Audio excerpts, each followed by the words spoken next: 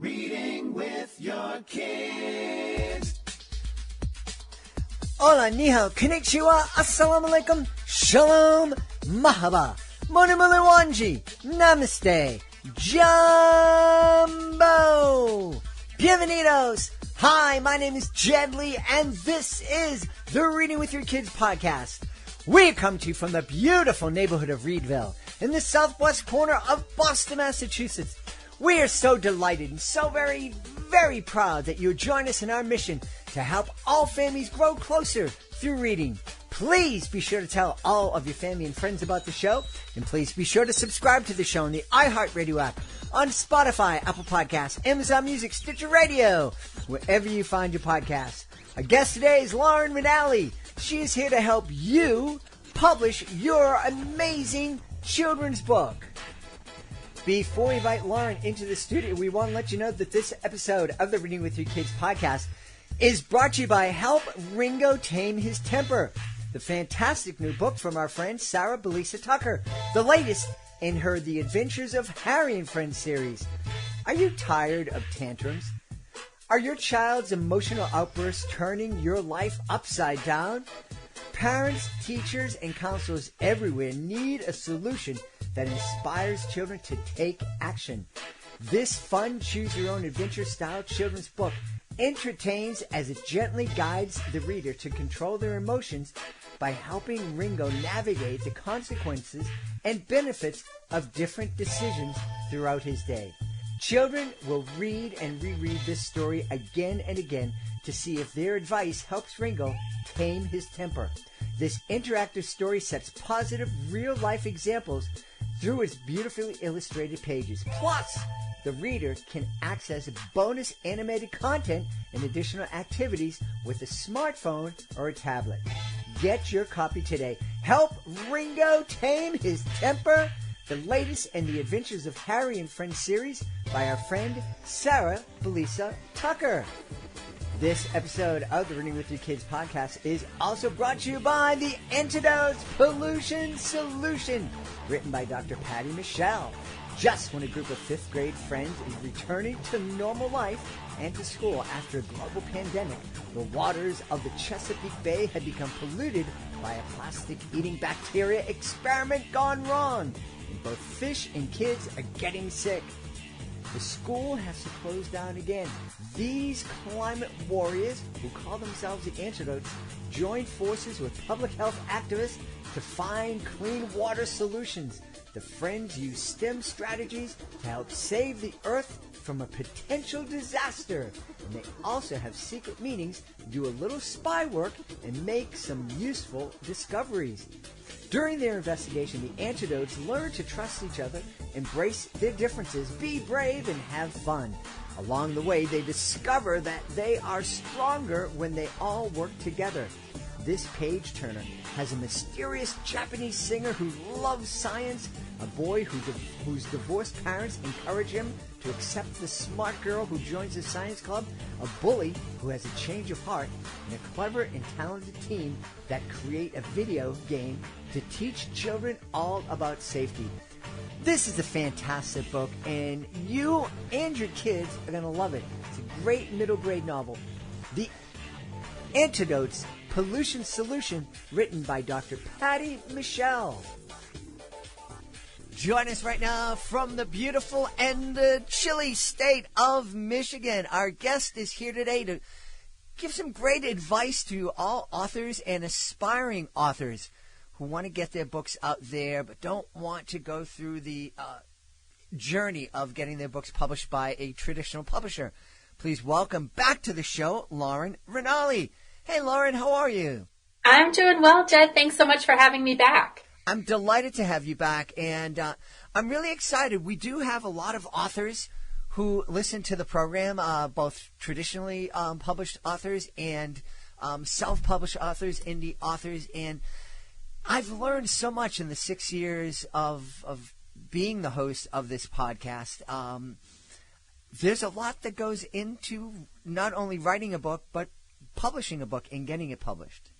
Absolutely. And I think, when I was like a number of your readers, I think, where I wasn't even thinking about publishing a book. I was, a parent who loved reading to my kids, and I was somebody who grew up who loved reading stories.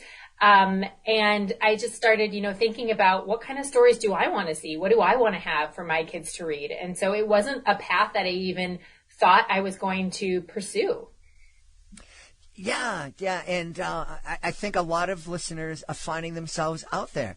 And I can't tell you how many authors have been on the show, and I asked them, what inspired this story, and so many have said, well, I was telling my kids stories, and they didn't want me to read a book. They just wanted me to come up with something, and boom, right there on the spot, I came up with this character, and we created the situation, and next thing I know, I was turning it into a book.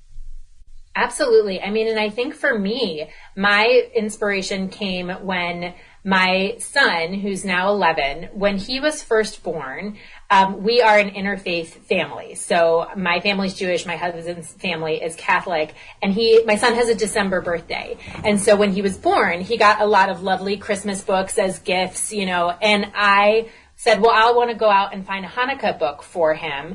To sort of balance our bookshelf. And I couldn't find what I wanted. I found a lot of sort of very traditional books about like the history of the Maccabees, or then I found sort of the books that were more, sort of Disney character-y, or like Elmo celebrates Hanukkah, or Curious George celebrates Hanukkah.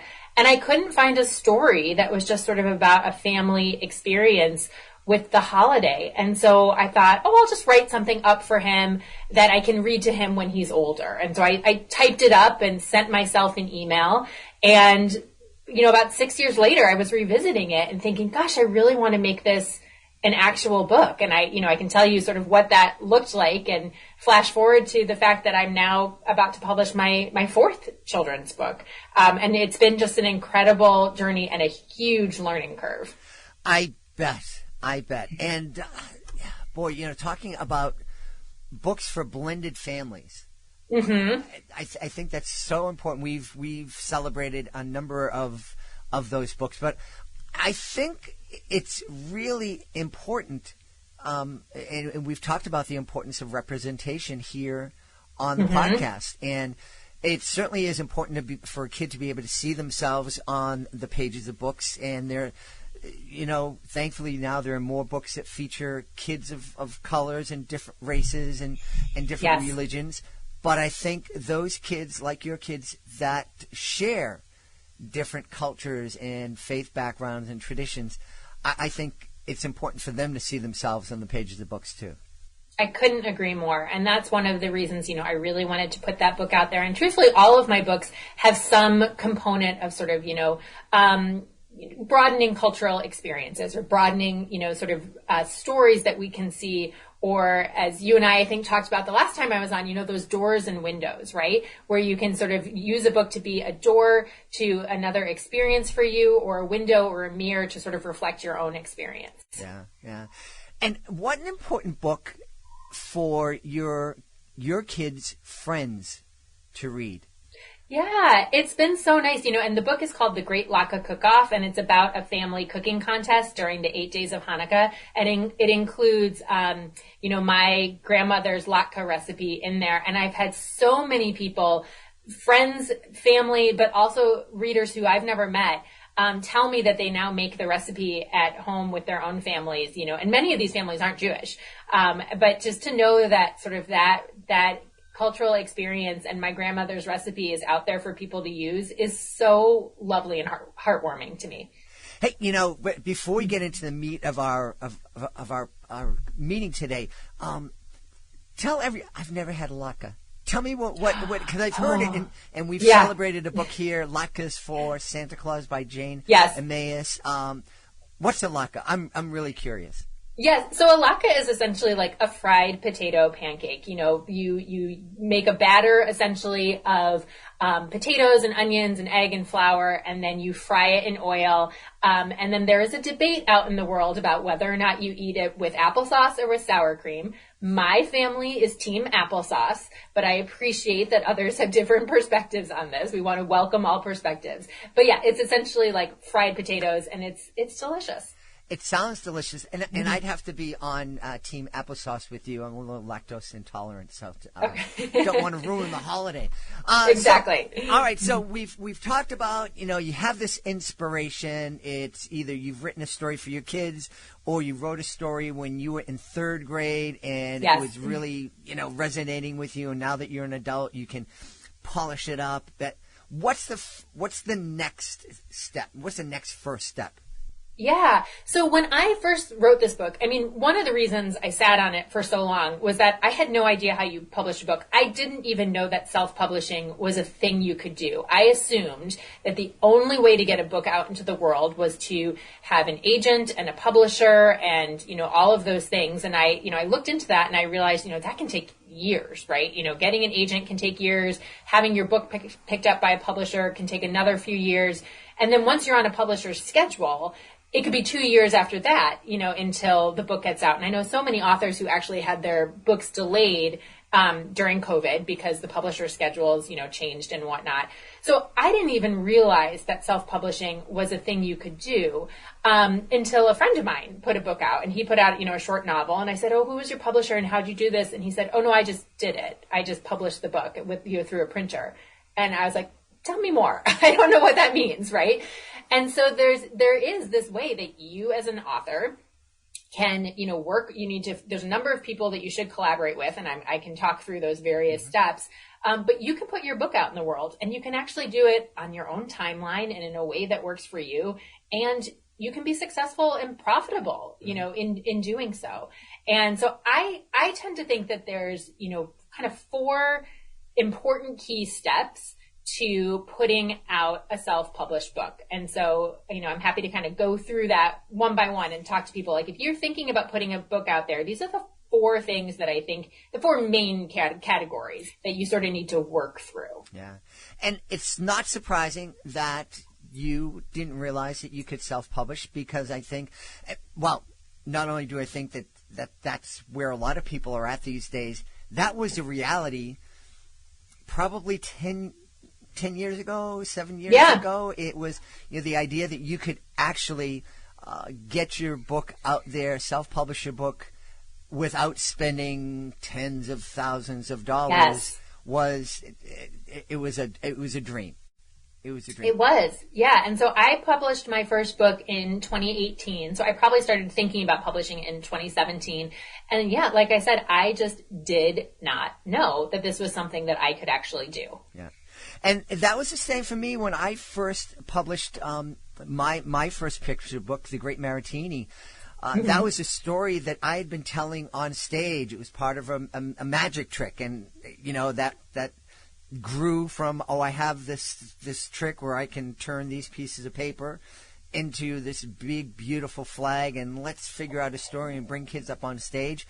And one of our past guests, who's become a friend, Jeffrey McSkimming, over in Australia, said to me, he had been traditionally published for years. This Cairo Gym series was traditionally published and had fans throughout the world. And he created a new series, and he wanted to do it just by himself. And so his Phyllis Wong mysteries are all self-published. And when I was speaking to him, he said, "Hey, you should do this. This is a great story. Turn it into a book, and this is how to do it." So I really well, and I think one of the myths I think about self-publishing that I always want to dispel is that self-publishing is the default for people who couldn't get a publisher. And that is not true. There are a number of reasons why you would want to self-publish and not even attempt to go through a publisher. And it's not because you couldn't find one. And I think especially, we talked about representation. The publishing world has a lot of room for growth when it comes to publishing authors of color or representative stories. And so self-publishing is an excellent way to get more diverse books out into the world. Yeah. And one of the things that I've found here on the podcast is that publishers also, they're in a business, and they are publishing books that they think can sell. And so very oftentimes, I'll be getting pitches. I get a dozen pitches a day, and it's like, wow, this is really strange. All these books kind of cover the same subject, and what's going on here? So maybe your book isn't going to fit that particular niche. And so it's not going to be, publishers aren't going to think that it's marketable. Right. And that doesn't mean there isn't a market for your book. Exactly. All right. So you said that there are 4 essential steps authors should be thinking about. What's number 1? Yeah. So I think, obviously I'm going to call this like number 1, which is you have to have a story idea, right? Like you need to have a good idea for a story. But the first thing that I think people really need to consider is editing. And I want to, really drive home the point to people that you need to work with an editor. I cannot tell you, you will read your book 8,000 times. You might have friends and family members take a look at it. And that's not the same as having a book edited. And I have to tell you, my second book, the first time I put it out into the world, it had a typo in it.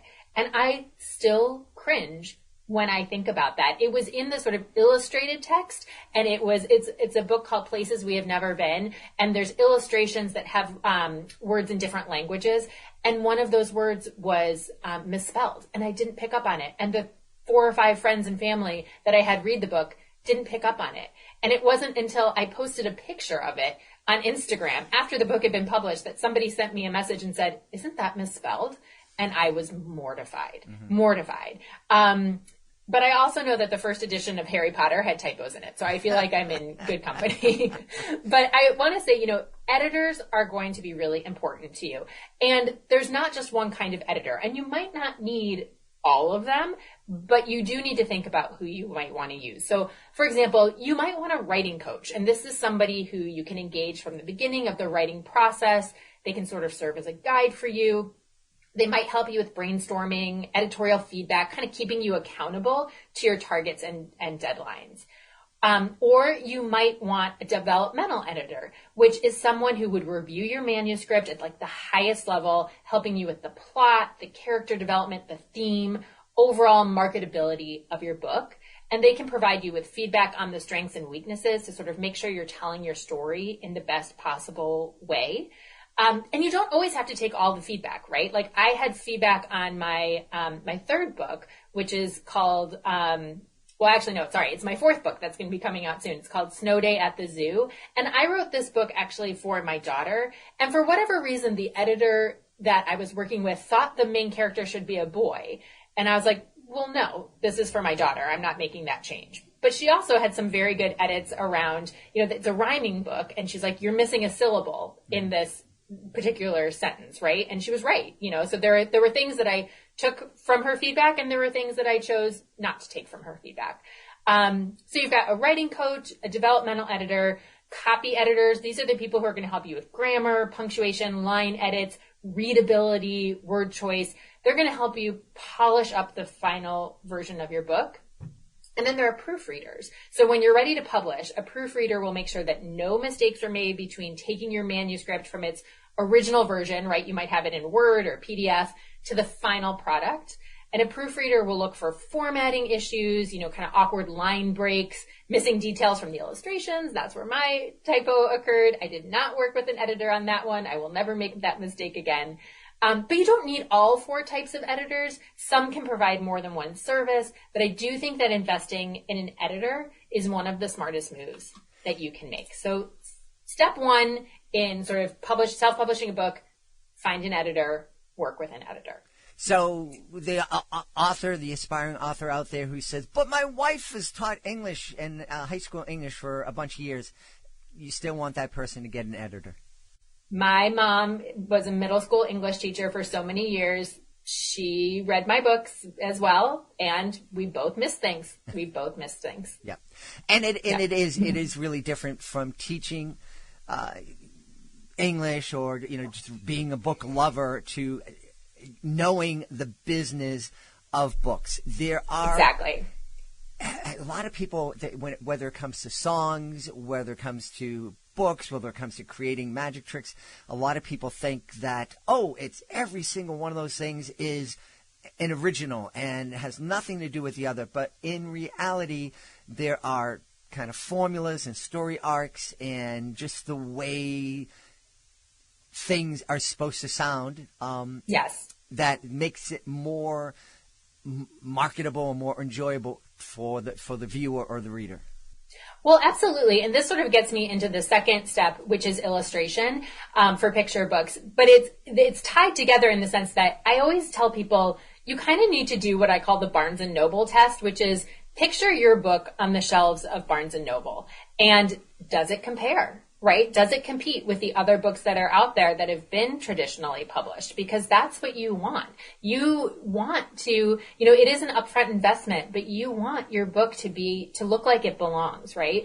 And so when it comes to illustration, I know so many authors who have said, well, I can draw and I'm going to, save a little bit of money and do my own illustrations.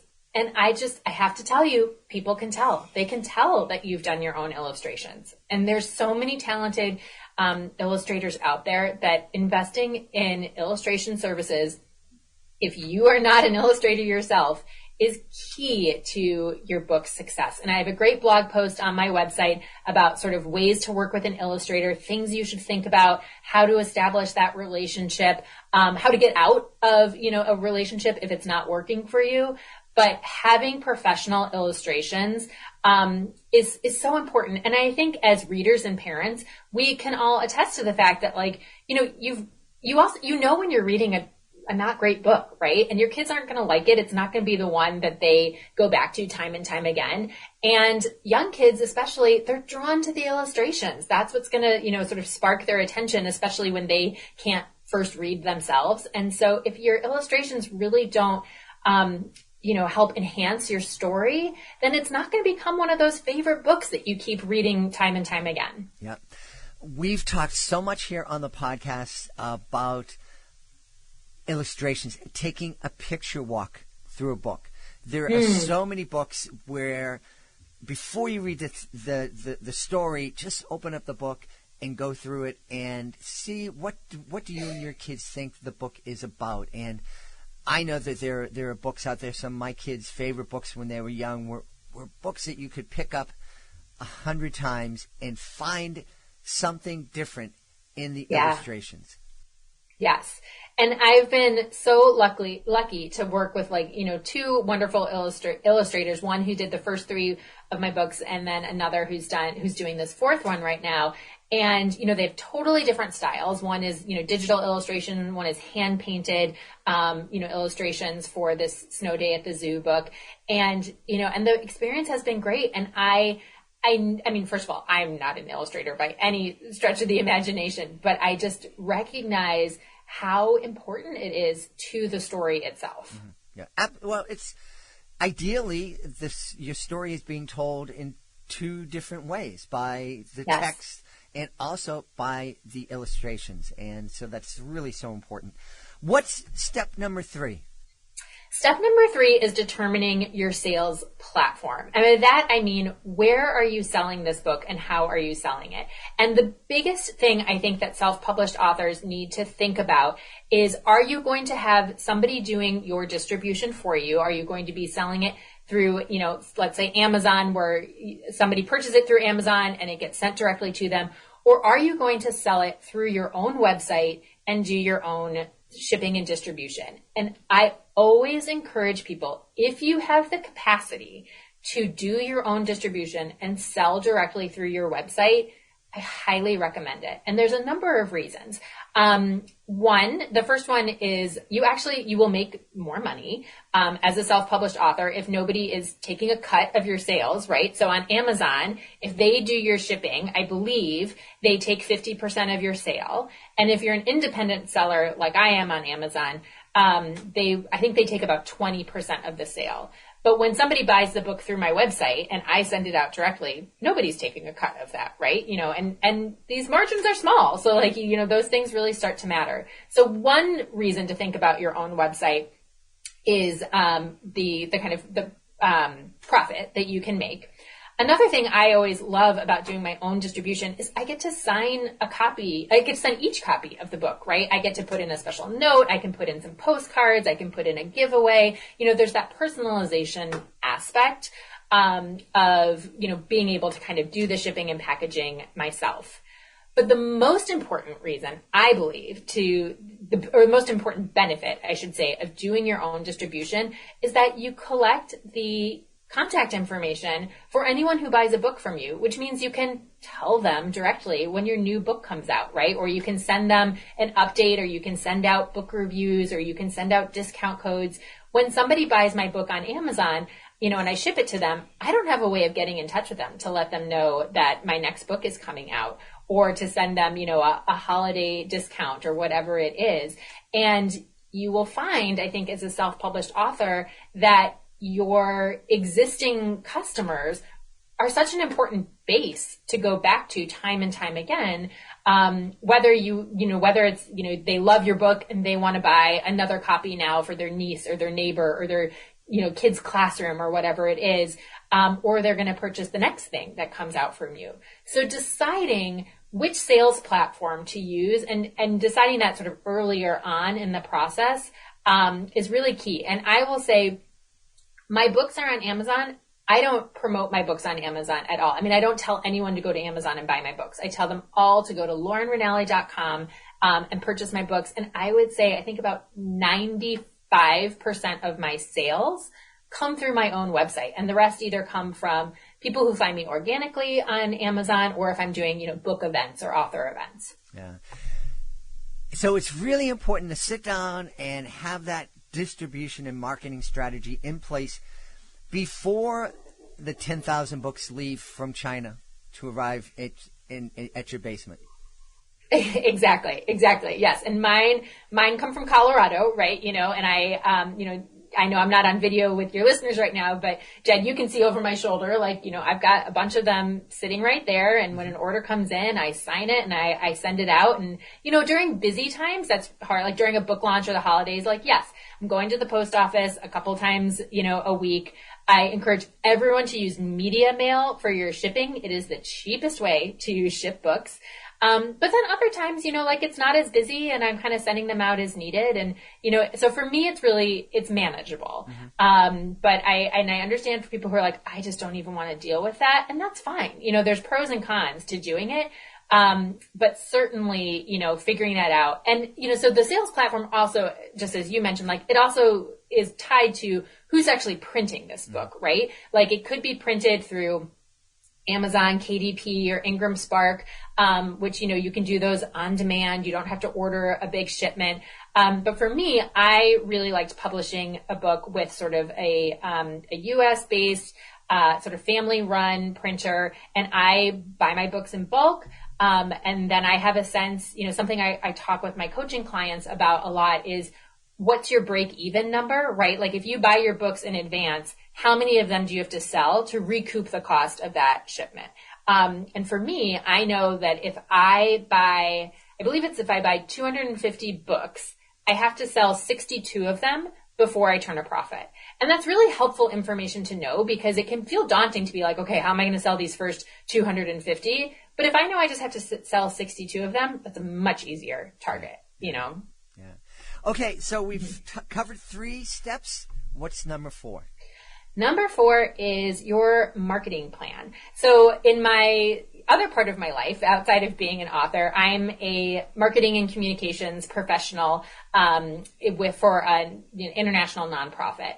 And so one of my favorite things to do as a self-published author and as a author coach is to talk to people about their marketing plan and their marketing strategy. I've worked with authors in over 33 countries now, which is so much fun for me. But one of the things I tell people is, your marketing starts when your story is still, maybe that email you've sent to yourself, right? There's no such thing as starting too early. And that's another benefit of self-publishing. If you're working with a traditional publisher, some of that information is going to be embargoed, right? They're not going to let you start talking about things, on your own until you're on sort of their timeline. But on your own, you can start on your social media, in your newsletter, in whatever it is. You can take people on a journey with you through the publishing process and get them ready and excited for when this book is going to come out. Because if you start thinking about the marketing aspect of your book when you're ready to launch, when you're ready to tell people that the book exists, you don't have an audience that you're talking to. And so doing this early and consistently is a really important part of the process. Yeah. Absolutely. And, you bring up something that I don't think a lot of authors who go the traditional route understand, is when you sell your manuscript to a traditional publisher, you are selling your manuscript, your story. And you're not going to have a say as to what the illustrations are going to look like. Right. You may be surprised when the book comes out and there is a completely different title and the words aren't the same, and there's nothing you can do about it because you sold the rights to that story. Such a good point. And that was one of the things, I knew the illustrator I wanted to work with, and so I do coaching for both self-published and traditionally published authors. And I worked with a number of authors who had an experience where they were, paired with an illustrator. And sometimes that goes really well. And sometimes they are really disappointed. And it's not that the illustrations aren't, lovely. It's just not what they had envisioned for their book. And, this is your story. And to be able to make it your own, I think is so important. And I also think that in the before times, publishers did a lot more marketing on behalf of their authors. And that has really, really been reduced in, I'd say, probably the past 5 to 10 years. And so regardless of whether you are self-published or traditionally published, you need your own marketing plan. A lot of this is going to be on you to make sure that that people know that your book exists and where to find it and why they should care. Yeah. I've been very surprised to learn that beyond giving out free books or sending out news releases, even the biggest publishing houses, that's it. That's the limit that they're able to do in terms of marketing. Yeah. And I don't think people realize that. I think they think that I got my publisher, I wrote the story, and they're going to make this happen for me. Mm-hmm. Yeah. I know that there's so much more that we haven't scratched the surface. We've really dug in and given some authors and aspiring authors some great information. But I know there's so much more that we don't have time to cover. So where can people go to get some of the free resources that you make available, and also talk to you about possibly working with you? Yeah, absolutely. So my website is laurenranalli.com. And also if you go to laurenranalli.com/guide, which I'll, make sure that you all have the link to, I have a free download, which is sort of the self-publishing guide, my top 5 resources that I think every author should know about and consider. So that is something you can get for free on my website. I do offer sort of limited coaching sessions. I take on a couple clients at a time. And that's also information that you can find on my website. And that's for anything from, figuring out your distribution plan to planning your book launch party to really getting a marketing plan in place, helping you figure out social media or setting up your newsletter. And so those are all things that you'll be able to find on my site. And then for social media, I'm most active on Instagram. So that account is lauren.ranalli_author. But you can also just, send either through Instagram or on my website, send me a note, let me know what you're up to. I love connecting with authors from all over the world. We've had a really great and informative time talking to a phenomenal author and a phenomenal coach, Lauren Ranalli. Lauren, thanks so much for being back with us. Thank you again. This was so fun. We hope you enjoyed this episode of the Reading with Your Kids podcast, and we hope you join us for the next exciting episode of the podcast. In the meantime, I want to thank the folks who made today's show so wonderful. Of course, I want to start by thanking our guest, Lauren Ranalli. Please be sure to contact her to help your book, the book that you dream of publishing, become a reality. Also want to thank our sponsors, Sarah Belisa Tucker. Be sure to check out Help Ringo Tame His Temper. I also want to thank the author of The Antidote Pollution Solution, Dr. Patty Michelle. I want to thank my great team, Fatima Khan, Rory Brady, Will Cheever, Jordan Saley, Cassandra Mason, Stephanie Davila. I want to thank my beautiful wife for all the support she gives me this past 2 weeks. I want to give a special thank you to my amazing daughter, Alejandra. Also want to thank you. I want to thank you for joining us here today, and also want to thank you for taking the time to make the world a better place by reading with your kids. I'll be looking for you in the next edition of the Reading with Your Kids podcast.